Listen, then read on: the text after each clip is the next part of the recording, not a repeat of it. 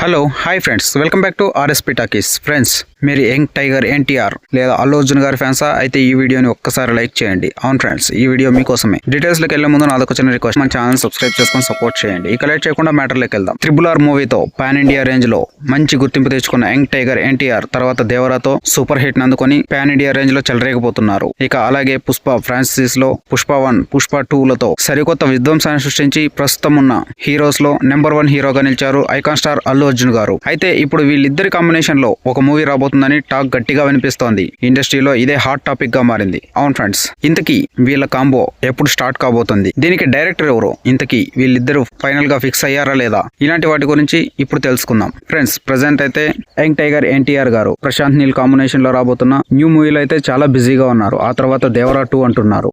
ఇలా వరుస సినిమాలతో యంగ్ టైగర్ ఎన్టీఆర్ గారు దూసుకుపోతున్నారు. ఇక అల్లు అర్జున్ గారి విషయానికి వస్తే అల్లు అర్జున్ గారు కూడా పుష్ప 2 తర్వాత అట్లీతో మూవీని ఫిక్స్ చేసుకుని షూటింగ్ జరుపుకుంటున్నారు. ఆ తర్వాత ప్లానింగ్స్ ఏంటా అని చూస్తే ప్రస్తుతానికైతే ఏం లేవు. కాకపోతే ఇప్పుడు ఇండస్ట్రీలో వస్తున్న సమాచారం ప్రకారం ఒక స్టోరీని అయితే ఫిక్స్ చేశారట.